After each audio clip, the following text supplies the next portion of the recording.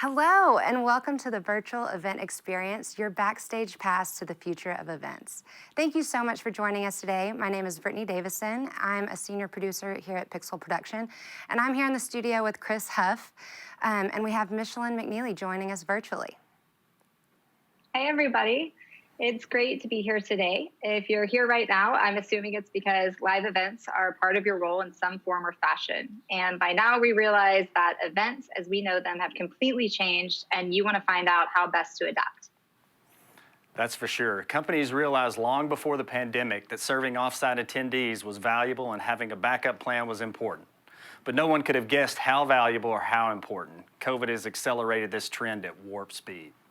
Yep, gone are the days where we solely focus on attendees and hotel banquet spaces and convention centers, theaters, and even wine and dine dinners. Even simple client meetings no longer look the same. So here we are together in the virtual event space, where hybrid events will be an expectation of the future.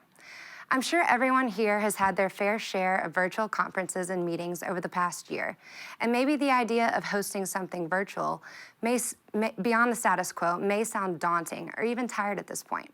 But Pixl is here today, along with our partners at Vital Show Solutions, to show you the power of hosting a next-level virtual and hybrid event and how we can help you do it. Just to give you a quick background, Pixl has produced over 1,500 live events in the last 14 years, ranging in size from 50 to 20,000 attendees. And due to COVID, we had to shift to the virtual event space. Since then, we've produced over 115 online events, again ranging from intimate client meetings to full-scale multi-day conferences.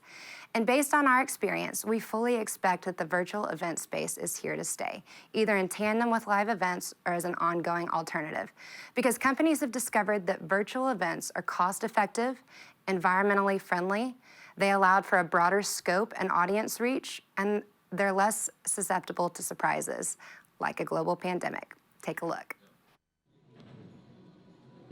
Yes, the ultimate buzzkill. She just made the call. Really? Yeah, I told them to strike those tables as soon as they can so you guys can start. And I called PSAD again. Chris is probably gonna make some calls. I don't know. Anyway. There's plenty of people that So what? We canceled we can do it. Coronavirus 2020. I feel so bad. They literally just built this beautiful masterpiece on stage, and that was the scenic for the event tomorrow.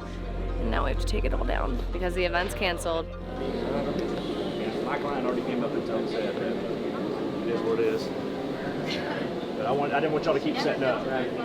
So I'm gonna head to the office. Let's take all these computers. Yeah. Honestly, let's get everything locked up and then let's get stuff so we can plan to work from home Okay. for a while. Cool. What a turn of events.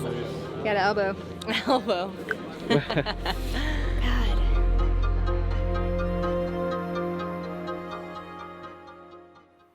Well, that was certainly a day that none of us will forget, and it was the day that our industry changed forever. But today we're going to talk about it all, the different types of virtual and hybrid events, and the elements you need to make them happen. We're going to discuss the 3 components needed to make any event successful, which includes a production team like Pixl, an AV team like Vital Show Solutions, and a platform, which can be anything from your website to social media, YouTube, or a more robust platform like the one we're currently using today, called Hopin. After that, we're going to take you for a quick peek behind our curtain, answer some questions live, and then we'll break out into sessions so you can dive deeper into any of these elements with their respective experts. But before all that, I'd love to give you a quick example of online audience engagement using this platform by offering a polling question. On the right side of your screen, you'll see a tab that says Polls. If you'll navigate over to that tab, we have a question lined up for you, and we'll have more throughout the event. Our first question is, what are you hoping to learn at today's event? A, virtual event production support, virtual event platform and applications, online asset and content development, or all of the above? While I give you a minute to submit your answers, allow me to point out that you're also welcome to submit questions to our team throughout the event in the chat window that is also located on the right side of your screen. We'll address those questions at the end of our program today. So let's get started. It can often be overwhelming to determine all the moving parts necessary for an event. You need the production team, someone who's going to tackle your creative, work with your presenters, live direct your show, and make sure the entire event has a cohesive experience. But then you also need the gear and engineers to make your vision come to life. Think scenic for your stage, video screens, audio and lighting. That's where an audiovisual team comes into play. On that note, please say hello to two of these industry experts. I'd like to introduce Michelin McNeely, executive producer from Pixl Production, and National Sales Director Chris Huff from Vital Show Solutions. Hey team, welcome to the show. Hey there. Well, we just watched the video where both of our teams were shut down mid-event due to COVID. What was going through your minds that day? Well, I certainly had a lot less gray hair that day. This whole day was crazy all week, really.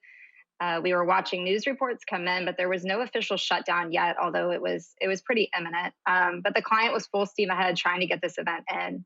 And we were right in the middle of sound check when they pulled the plug. And over the next 10 days, we went from a fully booked year of events to no events in sight.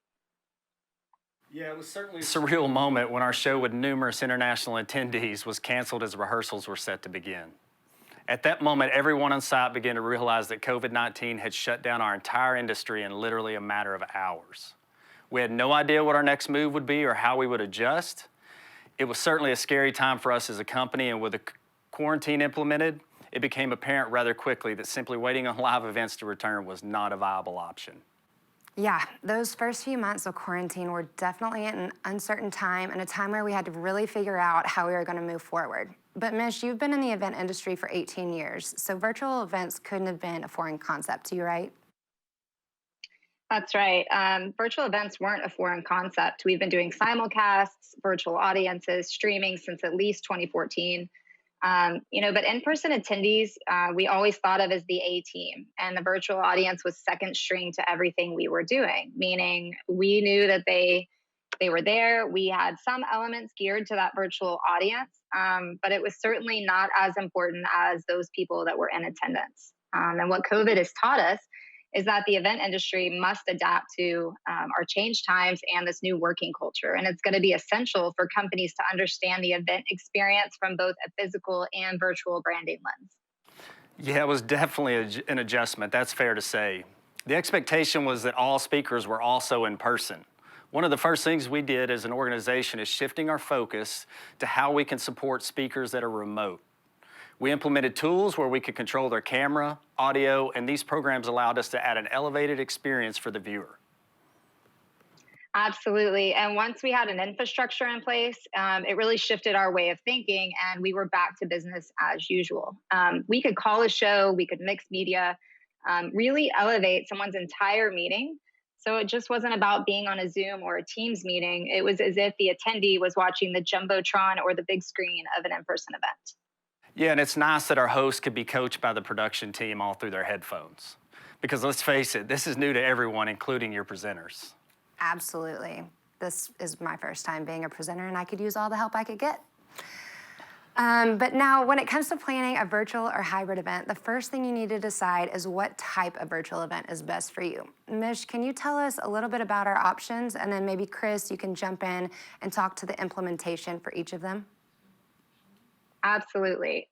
There's many different ways that you can execute on these events, and there's no wrong or right way to go about doing this. And the great part about virtual is that there are options for about every event size and every budget. But over the past year, we've really honed in on 4 different types of virtual events. The first one's a live premiere. This is really a straightforward and easy approach. Everything is fully pre-recorded, and then it just just premieres at a certain day and time. This takes away the pressure from presenters who are not comfortable being live. Case in point. And this is a great way for companies like private equity groups or groups where facts and figures are important and can't be left to chance of a presenter misspeaking any of those facts. You can capture these virtually or in a traditional studio setting. And just because it's recorded ahead of time doesn't mean that with the right platform, you can't have live interactive Q&A through chat for speakers to interact with those attendees. And for example, one of our newest clients this year, they historically host an in-person meeting with about 6,000 people in attendance. Obviously, this year they had to go virtual. They did a live premiere situation, and they reached approximately 180,000 unique views over 4 days of content. Currently, they don't have any plans to go back to in-person, and this might be the new norm and the new future for this client. But teams like ours can take all that video content in, we can help get it recorded, we can edit it and get it ready for deployment. And that's where a team like Chris's comes in. Yeah, so this is an easy one for us. In this scenario, our team takes the final video and hits the play button to deploy your chosen platform. But none of this is possible without our dedicated bandwidth, hardware encoders, and engineers here to monitor the stream quality. The next type of live remote, or next type of live event is a live remote. And that's what we're doing right now. I'm not in studio with Chris and Brittany today. I'm in a totally different location. And this is where your speakers are all live and again, separated by time. With this scenario, it's important to have a solid run of show in place, including backups, fail-safes, because it's virtual and issues are going to arise. But with the right tools, creature comforts your speakers have come to love at a live event, such as a countdown timer, a teleprompter, graphics, all of those things can be pushed directly to your presenter's computer. I also can't stress enough how essential rehearsals are in this scenario. We do this daily with clients, but still we had 2 or 3 rehearsals ourselves just to get ready for you guys today. My team is behind the scenes right now. They're coaching, they're directing, they're talking in my ear and giving me tips. They're also holding their breath that I don't say anything stupid or put my foot in my mouth. We'll see how that's going to go. But lucky for me, if I do go astray, David's right here keeping me on track and coaching me. We've seen scenarios in the past where a presenter has lost power, their internet quality has dipped significantly, or we've completely dropped them from the broadcast. And while this can be scary in a typical event, we have done simulations and we have backup plans in place for when this happens. So while you never can truly expect the unexpected, we can be prepared with backups in place. Yeah, you're absolutely correct because, you know, the bumps and bruises are definitely going to come, but you have to be prepared. With our setup, producers like Mish can speak directly to any and all presenters without the virtual audience ever knowing. She can give them cues when they will be speaking next or talk them live through changes that need to happen and even feed the presenters questions coming in from the virtual audience. And then we have the hybrid events, which why I bet you guys are all here today. And we really executed these past year in 2 different ways. The first is a hybrid that is virtual. So all of your attendees are going to be virtual and not in person. We pre-record some of the content maybe, but we also have live remote presenters as well.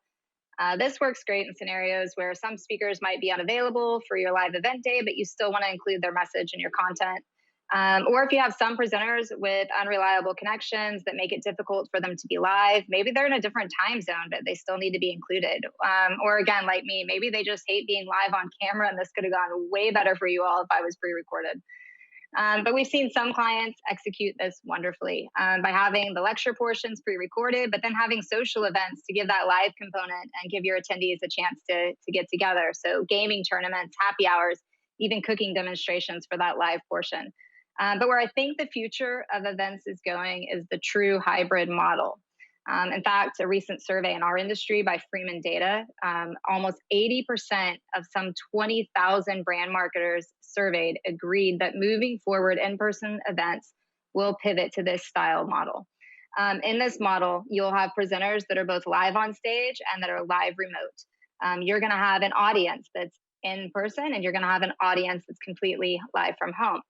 The key to this scenario is being able to understand both of these audiences and that they're going to have certain expectations and that your presenters are going to have certain levels of support requirements as well.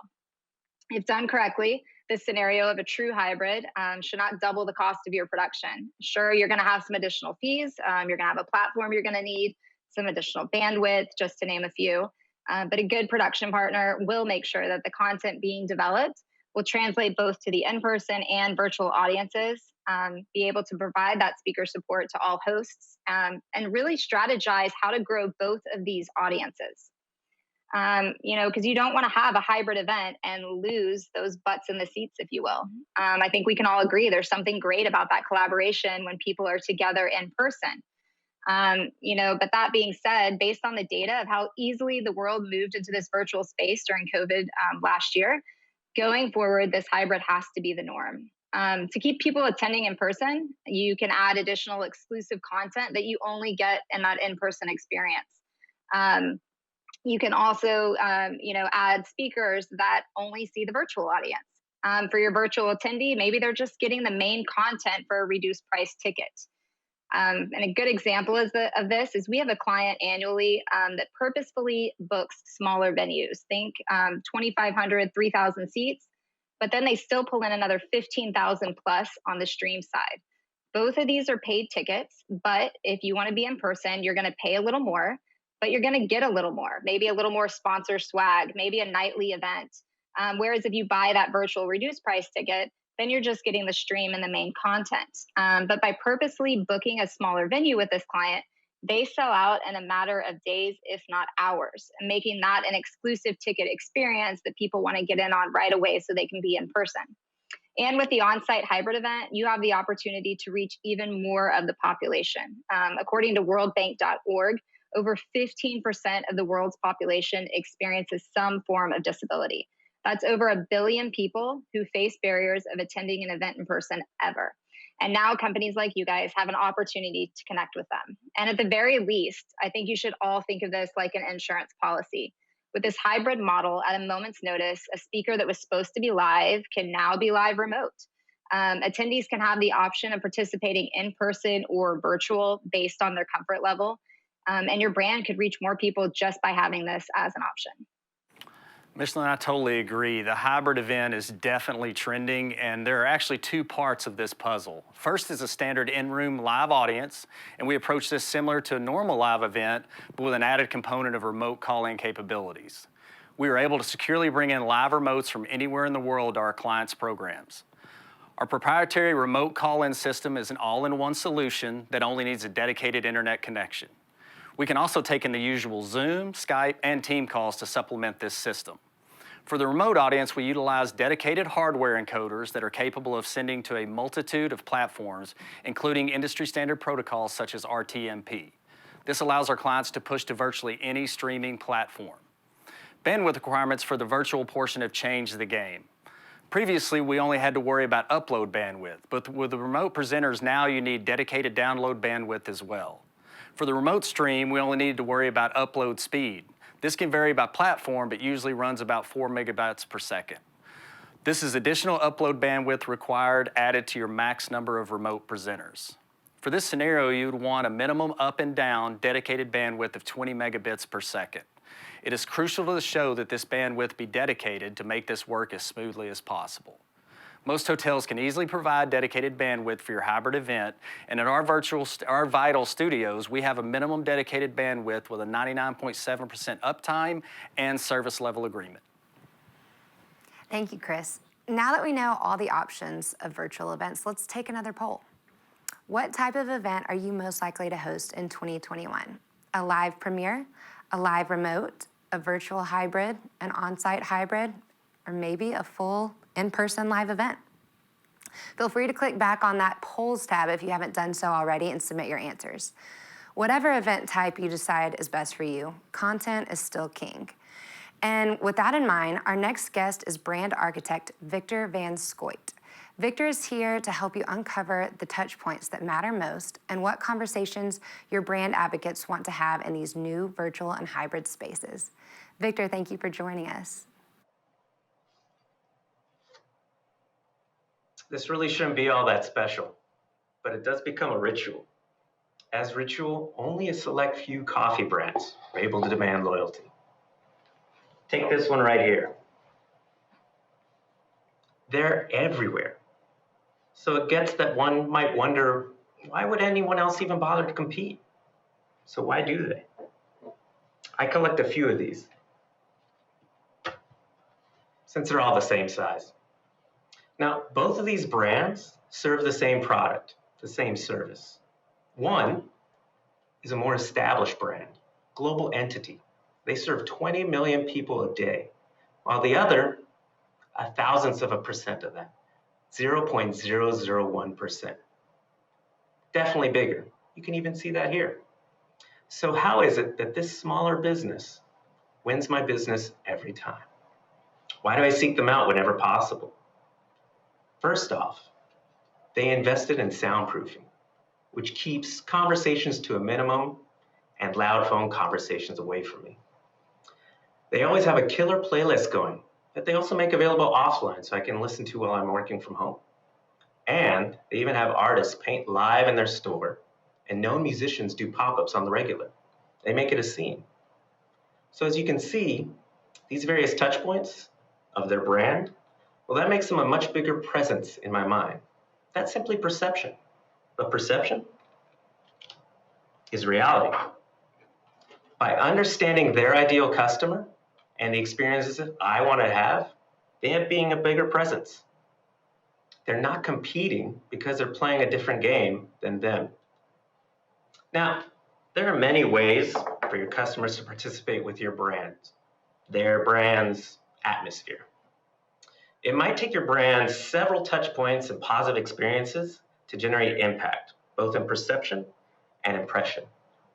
And it's in that aggregate that your brand equity is built. Now, a negative experience with your brand, that can erode the trust and that very same brand equity. It may only take one poor experience with your customers to negatively affect that relationship. And in these new spaces, you have to consider that how you see things aren't exactly how they might experience them. So, where you may see clarity and consistency and believe they will see it the way I see it. You delivered your message as normal, your same features, your same benefits, the same old slide deck. But then the responses come back and it all lands a bit flat. If it lands at all and doesn't crash, they may experience confusion and frustration. Your intentions and messaging get lost. Point is, none of it matters if you don't lead with what they need, not what you need. And when you do, they'll be aligned with you and your vision. You'll not only get better results, but deeper impact. Because, as Marty and Neumeier might say, brand isn't what you say it is what they say it is. With my personal caveat, which is based on the effort, actions, and consideration you put into it. The art of brand, it's shaping the perceptions through the tools and strategy at your disposal.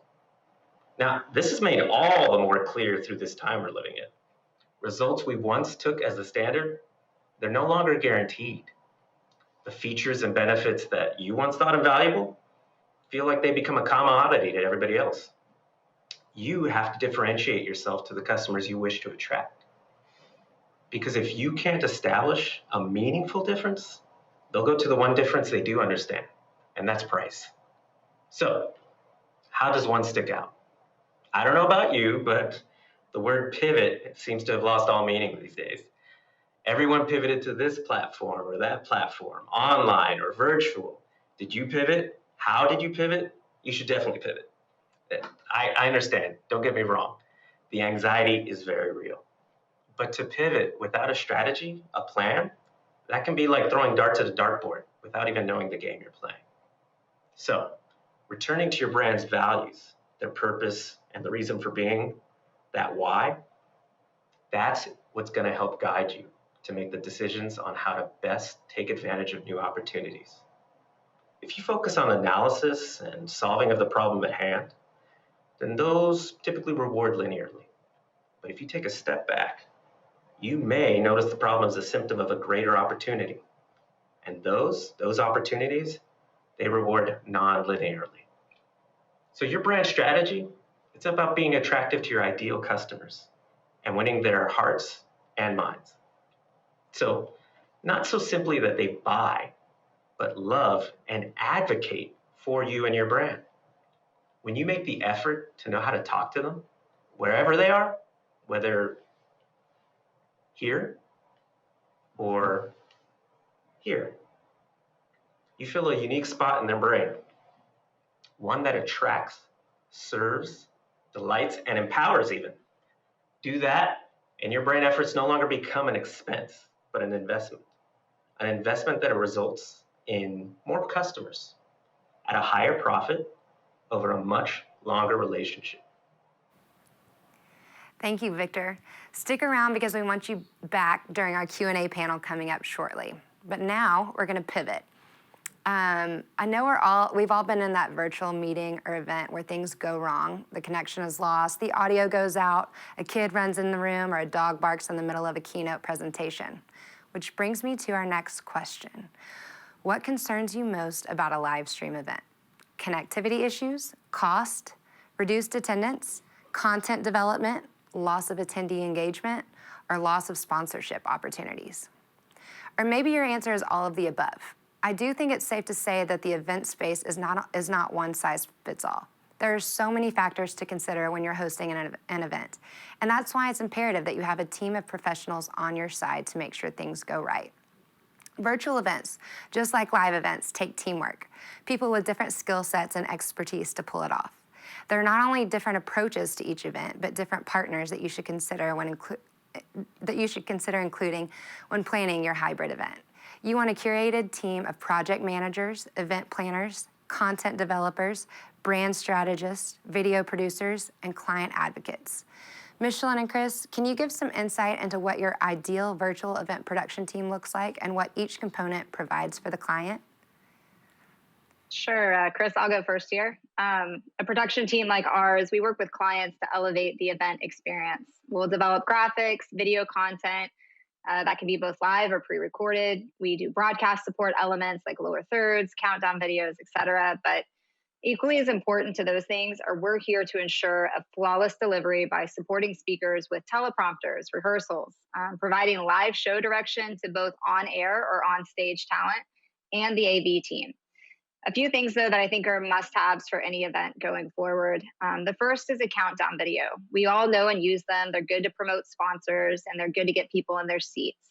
But did you know this also gives your production team time to make sure your stream is broadcasting without any issues? Event intros also give you another 90 seconds while people either still getting logged into your platform or they're getting situated at your venue.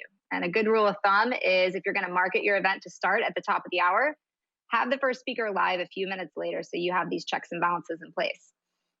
Keep your meetings shorter. No one likes a 3+ hour movie, and the same thing applies to your virtual meeting. Work with your presenter to be storytellers and not fact crusaders. Charts and graphs are hard to be viewed, especially on a computer.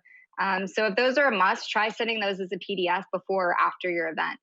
In exchange, have more bold graphics on screen. And remember, with the virtual audience, you're competing with everything else going on at home. Emails, Slack messages, the dog barking.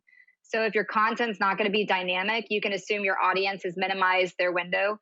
And in this case, your event might as well have been a podcast, but that's a conversation for a different time. Chris? Yeah, it's definitely the people that drive production, whether it be a live event or whether it be virtual. Our engineers designed this system that we use with versatility in mind while making sure our system is fully digital to ensure premium audio and video quality. This starts with the video switching system and its operator. For this, we went with the Barco E2 system and a dedicated hardware solution. It allows for the multiple destinations and control that is required for virtual, live shows, and mixed hybrid events. Next, we have our graphics and playback operators that bring in show content, manage encoding, and bring in Zoom, Skype, Teams calls. Another crucial part of the studio is our remote call coordinator. This person receives the presenters in our proprietary online call-in software and preps them for the show. This includes getting their lighting, camera shot, and audio levels checked. Once everything is good to go, they transfer the call into the control room to begin their presentation. And last but not least, and probably the most overlooked portion of the studio crew, is the audio engineer. Virtual events brought on more than just your normal sound reinforcement system in the ballroom. Our engineers deal with multiple mix-minus scenarios that have to be managed for a remote caller as well as streaming and records. For this, we utilize an all-digital approach Dante network and have a proprietary multi-channel remote intercom system that also interfaces with our control room comm for remote show callers. We try to mimic the backstage and show communication that took place in your typical live event to enhance the presenter and production management experience during our virtual events. For our record systems, we are able to record up to 5 channels. This can be any combination of stream output, remote presenters, Zoom calls, graphics, or etc. We also have the ability to send our remote show callers a multi-viewer with program audio so they can see and call the show in real time. This allows Mish to be at our office or house and have the ability to call a show halfway across the globe.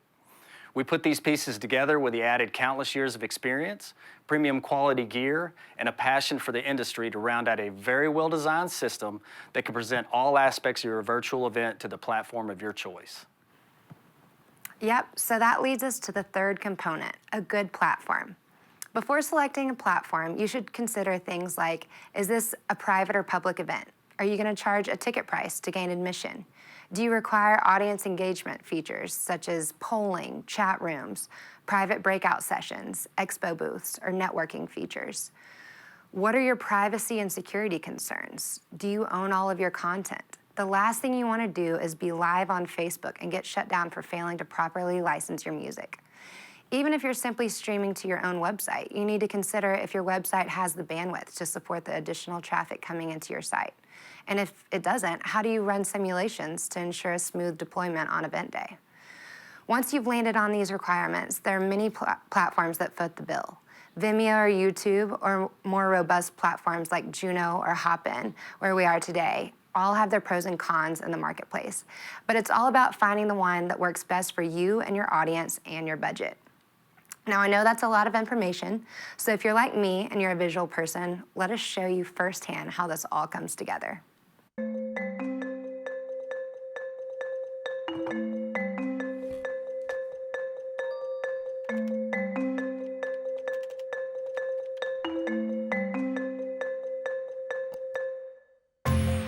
Good morning, Carice. How are you doing today? I'm doing great. A little nervous, but ready to get the show started. Not to worry, Carice. Our team has you covered. I do see here that you have a strong signal coming through. That's excellent. And just to double check here, are your AirPods fully charged? Yes, charged and ready to go. Excellent. Perfect. Thank you for that. All right, stand by. I'm going to send you over to studio. Welcome, Carice. Stand by. We're about 1 minute out. Presets ready? All right, Cassie, we're going to check your audio levels. Hi, can you guys hear me? I think that's good. Thank you. Playback standing by. Slides are ready. Okay, guys, script changes are in. Thank you, sir. Everybody stand by for intro video. Playback cued. And 5, 4, 3, 2, 1. Go for intro.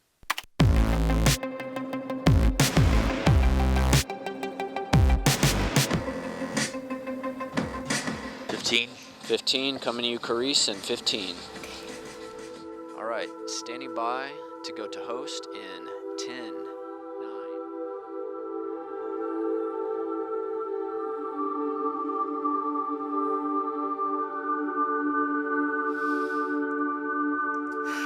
Coming to you, Carice, in 3, 2, 1. Go for Carice. Good morning. We are Go so for lower happy thirds. you have joined us today. You are in good company. We are live from Dallas, but we are so glad you are tuning in from coast to coast. My name is Carice, and I would like to be the first to welcome you to the program. Our first session today. Standing by to go to 3-shot with lower thirds. Integrity and how to convey your culture through multiple media. To help us kick off, please welcome Cassie and John. Go for 3 and lower thirds. Thanks for having us. Excited to be part of the program. Being engaging is understandably a top priority, but how do you ensure you Stand by to go to Cassie only. engage in an event, Go for especially Cassie. when dealing with both in-person and virtual attendees? As we head into the future, Stand by we for are going Cassie to and face a graphics. combination of virtual Slide 1 and ready. in-person events. So making sure that your brand is conveyed to all participants is critical. Go for graphics. And it is equally as important for speakers to remember that they are not only speaking to the audience on location, but also to the audience at Standing home. by for guest 3 Content plus is slide. still king, but events with a virtual audience need to have a way to draw the viewer into the event, so to speak. Advanced slide, go to Jonathan. Think about it. For those attendees in the audience, feedback is constantly flowing between them and the speaker in the form of body language, clapping, maybe even the occasional move. This feedback needs to be Standing by replicated to in some form advanced virtually, slide. whether that's Standing a comment by. stream, virtual polls, or event Q&A based on questions coming in from the virtual audience. Advanced slide. Find a space where your virtual attendees can truly engage with you and your brand. This can be done in the form of Stand by to smaller go to breakout Jonathan rooms where only. They can actually be part of the conversation, not just sitting back Go and for watching. Jonathan. If you plan accordingly, all the creative messaging you design can be used both in the live and the digital spaces. Standing by for playback. Playback cue. Could look like. Go for playback. Rolling.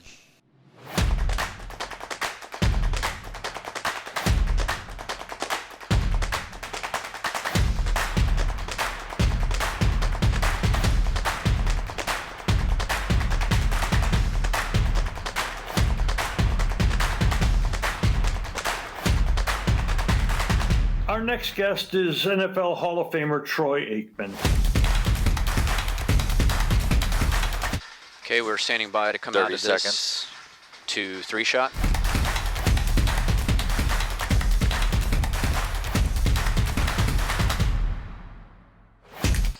15. 15. 10. 10. 9. 8. 7. 6. 5. 4. 3. 2. 1. And go for 3 shot. So as you can see, there are quite a few things that we can do in the virtual environment. When it comes to messaging, shorter is also sweeter, right? That's right, Carice. All right, standing by to go to host, then for closing video. Feel like no-brainers. It is important to remember that there's also lots of basic production support that you could be doing to ensure that your online conferences are more useful, more engaging, and less mind-numbing. Go for Carice. Until next time. Go for close. Rolling. All right, great job, everybody. That's a wrap. All right, well, now that you've seen what goes on behind the scenes, hopefully you can really understand the full production effort that's necessary for any virtual event. Before we move on to the Q&A portion of this event, as a reminder, we will have a few breakout sessions afterwards where you can drill down to the specifics with our team members live and in person. Yes, and each of us, along with some additional of our colleagues, will be there in those sessions to answer your specific questions. So bring your questions, bring your pain points so we can help you solve them, or at least we'll talk you through what we would do or what we've seen not work well in any given situation. So once we wrap here, just navigate over to the sessions page and you'll see 4 different options. Pixl video production, virtual event production, virtual platform options, and conversations on branding with Victor. We also have some time for networking from 11 a.m. to 11:15 so that you can mix and mingle with other attendees from the event to talk about how you've managed and navigated this year of events. And if you have some extra time, be sure to check out our portfolio and the Our Work tab. We want everyone to appreciate this event's offering so that when it comes time to build your own, you know what it feels like to attend. All right, let's get started with some questions. Let's see. What are some of the most reliable methods for bringing in a remote guest for a live event? Skype, individual Zoom rooms? Mish, you want to speak to that? Sure, absolutely. I think the first thing on this is not only the reliable connection, but what is your presenter used to? We work with doctors who only want to work with Zoom, and so we want to set them up for success, so we're not going to throw a new piece of technology at them. We're going to let them come in through Zoom. But I think, something like we're on here today, Neural Net is a really good piece of software too, and it's a little more robust. We have a little bit more control. My team can actually control my audio, my camera angle, all from this program. And so that is probably my preference. Chris, you want to tag on to that? I mean, I completely agree. That's why we went with the proprietary-based system that we use. I mean, it's web-based, and like you say, it gives you a lot more control. With Zoom, you're just kind of in Zoom, and they kind of control it, but we have individual control with each presenter. So when we do bring them in, it's kind of nice to be able to adjust their camera, lighting, audio, and once we bring them into our system, we also have the ability to put them in a green room, to hold them there. We can communicate with them on the backside, and that definitely helps us from a pre-production standpoint. So once we do get them into the studio, they're ready to go and checked, and it makes a huge difference. So. Awesome. All right, this one's going to be for Victor. Victor, is there a brand that comes to mind who adapted well to this pandemic? There's one that kind of comes to mind, but really what I was impressed with was performers in the space, live performers, especially magicians, and that's one brand I'll talk about. It's a performer by the name of Helder Guimaras. Helder was literally about to premiere his show in the Geffen Playhouse over in LA. And as a magician, you feed off the live energy from your audience. What they had to do is go back to the drawing board, figure out what he's most known for, his why, which is making the impossible possible, and how that best represents, especially in environments like this. So they were able to do a completely virtual performance that drew in about 5 times more audience members than it would have in the past. It did so well, they ended up doing a second run of a show completely afterwards. That's just one example. Awesome. All right, Michelin, what is your average pre-production time? You know, it differs for client to client. I'll say we work really well with other clients, marketing and graphics departments, so that we can each tackle components. If you've already got some components in-house, there's no need to reinvent the wheel on those. We'll help you get them show ready and broadcast ready. But I'd say the average time, is probably 25 to 30 days. It doesn't have to take that long. It just depends how much content you're going to need. The biggest part of all that, though, is we really need your presenters and your key stakeholders to lean into, hey, we need to rehearse. We need to have a solid show plan in place, and we can't go on the fly on these. And so I would say probably 25 to 30 days on an average production. Great. All right, what strategies do you have for getting remote guests to cooperate? I think Michelin and Chris, you both can probably tackle this together. Yeah, I think I'll start out, Michelin, if you don't mind. I mean, again, with the green room, what we like to do is we like to set up tech checks ahead of time so we can have our remote presenters call in to get them checked for lighting, to make sure they don't have a blind that's open, or to make sure that their bandwidth is strong. And it really helps to set them up for rehearsals or the presentation itself. And it makes a big difference, just that pre-production aspect, just taking that little bit of time to bring them in early really makes a big difference, Michelin. I think, if you probably agree. Yeah, I totally agree. And honestly, just working with them on what makes them comfortable. So for instance, for today, there were some things in my script, there were some things in my setting and my graphics that are things I would never say or do. And so it's really getting your speaker to engage with you and say, hey, I actually wouldn't talk that way, or I would never wear that, or I would never sit that way. And so getting them comfortable is only going to go that much further on making them comfortable on camera. Great. Let's see, what trends are you seeing with engagement for participants? So yeah, I'll jump in on this one too. Again, those engaging elements like happy hour together or a gaming competition. We've seen groups work out together in the mornings, really allow for those attendees to engage a little bit further. And so with the virtual audience, they want some of those things, right? They might not be able to come in person for a variety of reasons, but they still want that collaboration. So again, if you are picking the right platform, you can allow them to have one-on-one meetings with each other right through the platform. You can have smaller breakout groups where there's happy hours in, just like you're flowing into different conversations. And so that really makes a big difference, is that platform. So if you've got an event where your attendees are going to be expecting a lot and expecting a lot of collaboration, you're going to have to go with one of these bigger platform providers. It's so funny you bring that up, Michelin, because we've had, I can't count how many attendees or presenters that actually were having cocktails, playing the guitar, or basically just, having fun with it and kind of making it a happy hour scenario. So it definitely lightens the mood and makes the meeting a lot more bearable. So. Absolutely. All right, do you recommend pre-recorded or live when you're advising your clients? Michelin, I'll let you answer that first. Yeah, I mean, honestly, we're going to walk through a discovery process with you. And if I learn that your presentation is high facts, high figures, everything needs to be precise and exact, I'm going to recommend probably doing a pre-record.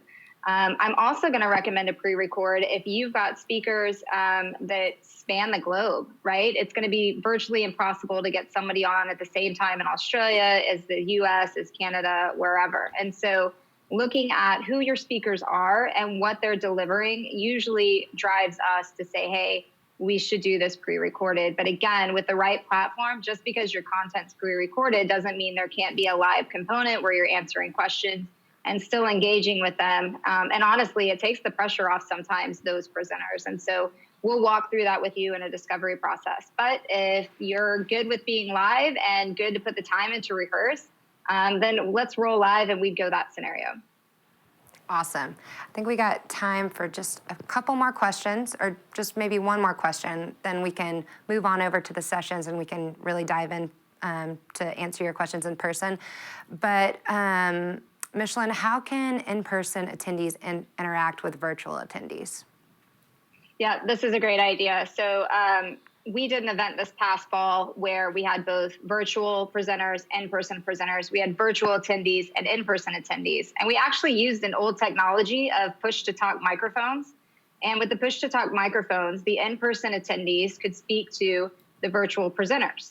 The virtual attendees through the chat could ask their questions that we then sent to the downstage monitor to the person who was hosting on site, and they were answering it. So we were pushing and pulling questions and interactions from the virtual audience, from the in-person audience, and then pushing it to both the in-person hosts and the virtual hosts. All right, well, I think that's all the time we have for the Q&A in this area, but we hope that you found all of this content helpful and enjoyed your attendee experience. We'd love for you to join us in a breakout session where we can answer any other questions you might have face-to-face. So thank you so much to Chris, Michelin, and Victor for being with us today. Yes, thanks, everybody. Thanks, guys. All right, thank you, everybody, and we'll see you shortly in the sessions.